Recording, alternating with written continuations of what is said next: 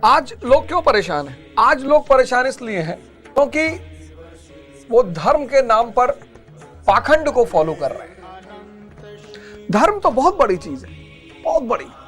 मानव के उत्थान का विज्ञान, जिसने धर्म को समझा वो भगवान की स्थिति में आ गया। सिद्धार्थ हमारे आपकी तरह, सिद्धार्थ हमारी आपकी तरह मानव गरिमा को उठाने वाले पहले पैगंबर। आत्मा और ईश्वर की बात ही नहीं की, क्या बन गए? बुद्ध। हमने इन्हें भगवान मान लिया।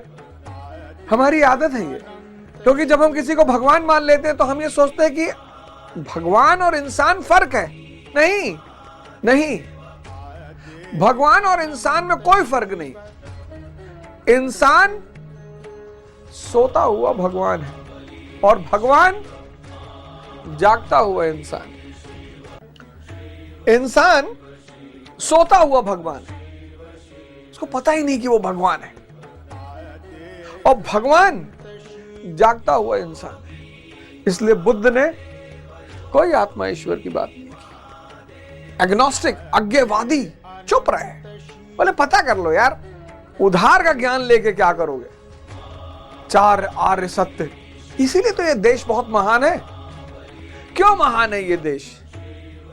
और आज जो देश की दुर्दशा है वो सिर्फ इसलिए है कि बहुसंख्यक लोग पाखंड को ही धर्म मान बैठे हैं। हरिद्वार में गीतांजलि का शोरूम है, वहां पे एक लड़की है मैनेजर श्वेता। तो ऐसे बातचीत में मैंने पूछा कि बेटा, बोली सर मैं बहुत धार्मिक हूं और मैं आपका शो देखती हूं और मैं शंकर जी को अपना आराध्य मानती हूं। मैंने कहा वाह शानदार, शंकर जी से सबसे बड़ी चीज क्या सीखी तुमने? बड़े इधर उधर की बातें बताई। भगवान शिव को जो सबसे इंपॉर्टेंट पहलू है वो है थर्ड आई। ये जो दो आंखें हैं इंसान की, ये व्यवहार के लिए है। पेड़ को देख के पहचान गई, जानवर को देख के पहचान गई, भाई मामा चाचा मौसी को देख के पहचान गई। इनके एक सीमित रोल है। ये है एक आंख, थर्ड आई। ये जब खुलती है, और ये एक ही चीज से खुलती है, ये थर्ड आई सिर्फ एक चीज से खुलती है, ध्यान। और जब ये खुलती है तो ये आपको एक चीज देती है, क्या? दृष्टि, विजन। और जब ये आपको विजन देती है तो आपके जीने का ढंग पूरा बदल जाता है। कैसे? अब मैंने श्वेता से कहा कि श्वेता एक बात बताओ कि तुम अपने पिता के साथ कितने समय तक रह सकती हो? बोली सर आजीवन रह सकती। मैंने कहा पति के साथ? बोली निर्भर करेगा सर। मैंने कहा देखा, एक स्त्री अपने पिता के साथ जीवन भर रह सकती, लेकिन पति के साथ कंफर्म नहीं है। हालांकि हिंदू धर्म में 7 जन्म की बात कही जाती है, कंफर्म नहीं है। क्यों? क्योंकि पुत्री और पिता का जो संबंध है वो भाव का है, लेकिन स्त्री और पति का जो संबंध है वो 98% भोग का है। समझना इस बात को। इसीलिए तो कि स्त्री देखने, पत्नी जब शादी देखने जाते हैं, स्त्री को तुम देखने गए और तुमने मना कर दिया कि मैं इस स्त्री से शादी नहीं करूंगा, तुमसे बड़ा पापी इस धरती पर कोई है ही नहीं। तुमसे बड़ा पापी इस धरती पर कोई है ही नहीं। अगर देखने का इतना ही शौक होगा तो कहीं कोने वगैरह से देख लो, दूर दराज से देख लो, उसको पता ना चले कि तुम उसे देखने गए हो। पहले यार तो देखना ही गलत है। और क्या देख लोगे तुम एक दिन में? हिरनी जैसी आंख चाहिए, लंबी चाहिए, गोरी चाहिए। गाड़ी खरीदने जाते हो तो उसका सारा फीचर्स, फंक्शन, कलर भोग के लिए ही तो चाहिए। तो जब तुम किसी को भोग के लिए लाओगे तो वो तुमको नहीं भोगेगा? बिल्कुल भोगेगा। तो जब वो तुम्हें भोगेगा तब तुम चिल्लाओगे, पत्नी परेशान कर रही है, टॉर्चर कर रही है, मार रही है। तो जब दृष्टि पैदा हो गई तो अब तुम्हें एक बात क्लियर हो गई कि भाव, रिश्ता किस पर विकसित होता है? भाव पर। जीवन सफल हो जाएगा। शंकर की आराधना करने से क्या होता है? दृष्टि विकसित होती है, विजन विकसित होता है। क्योंकि शंकर जी का सबसे मेन फीचर क्या है? तीसरी आंख। हम लोग छोटे छोटे थे तो हम लोग कहते थे एक दूसरे से, कहानी सुनाते थे कि शंकर जी जो न दिन तीसरी आंख खोल दे ना, प्रलय हो जाएगा, सब दुनिया इधर उधर हो जाएगी। ये है शिव भगवान की पूजा करने का महत्व। थर्ड आई, कोई स्कूल में इसको विकसित करने का फॉर्मूला, कोई कॉलेज, कोई यूनिवर्सिटी, एक से एक यूनिवर्सिटी के प्रोफेसर है, सिगरेट पीते हैं। मैंने तो खुद देखा, सिगरेट पी रहे। I'm not feeling comfortable.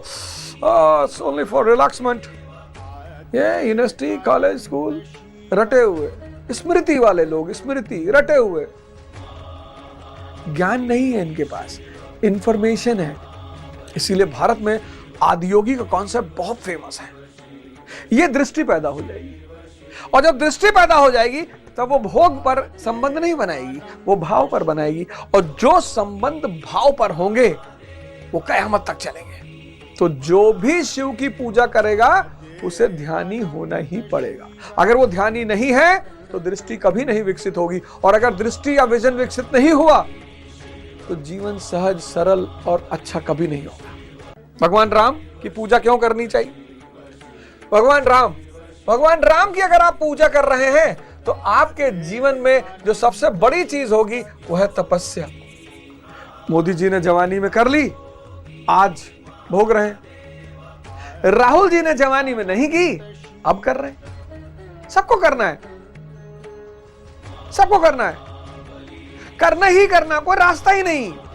बहुत सारे लड़के दिल्ली, इलाहाबाद कोचिंग किए, पटना कोचिंग किए, पैसा था तो दिल्ली भी कोचिंग किए, 4 कोचिंग किए, फिर भी परेशान है। भाई बहुत सारे लोगों के घर में पैसा है, एक कोचिंग किए, फिर कहा कि नहीं यहाँ तो ठीक नहीं था, फिर दूसरे किए, फिर तीसरे, 4 कोचिंग किए, फिर भी सिलेक्शन नहीं हुआ। कई सारी भारत में जातियां हैं जिनके पास बहुत सारे अटेम्प्ट्स हैं, फिर भी सिलेक्शन नहीं हो रहा है। क्यों? क्योंकि तपस्या मिसिंग है। कंपलसरी है, करना ही है। अब चाहे क्लर्क के घर में पैदा हुए हो, चाहे चपरासी के घर में, चाहे राजा के घर में, करना है। जो तपस्या नहीं करेगा उससे जीवन जिंदगी भर मेहनत कराएगा, मजदूरी कराएगा, सेवक बना देगा। ये भगवान राम का महत्व है। भगवान कृष्ण कि कुछ भी बन जाओ, डॉक्टर, इंजीनियर, आईएएस, पीसीएस, मंत्री, प्रधानमंत्री, कुछ भी, लीला करो। बहुत सीरियस होने की जरूरत नहीं है, बहुत सीरियस होने की जरूरत नहीं है। यह है धर्म। तुमने धर्म को मान लिया इच्छा पूर्ति का माध्यम। शिरडी वाले के बाबा के यहां चले जाओ, हर इच्छा पूरी हो जाती है। काशी विश्वनाथ चले जाओ, हर इच्छा पूरी हो जाती है। वैष्णो देवी चले जाओ, हर इच्छा पूरी हो जाती है। धर्म इच्छाओं का ही तो विरोध कर रहा है, और तुम किस लिए जा रहे हो? इच्छा पूर्ति के लिए। भगवान से तुम मांगने जा रहे हो क्या? भगवान से तुम भगवान को नहीं मांग रहे हो। तुम भगवान से क्या मांग रहे हो? पत्नी मांग रहे हो, पति मांग रहे हो, बच्चा मांग रहे हो, नौकरी मांग रहे हो, कार मांग रहे हो, पैसा मांग रहे हो, एटसेट्रा एटसेट्रा एटसेट्रा। तुम्हारे लिए भगवान कीमती नहीं है। अरे मंदिर जाओ तो भगवान को ही मांग लो, मस्जिद जाओ तो अल्लाह को ही मांग लो ना। तुम करो,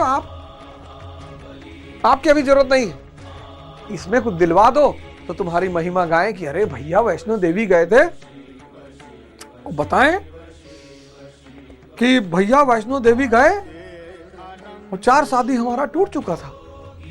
वैष्णो देवी गए और पता नहीं क्या हुआ, उतरे, वहीं उतरते निचवे शादी हो गया। अगली बार जब किसी धार्मिक स्थल पर जाना तो ये देखते हुए जाना कि किस लिए जा रहे हो। अगर इच्छा पूर्ति के लिए जा रहे हो तो धार्मिक हो ही नहीं।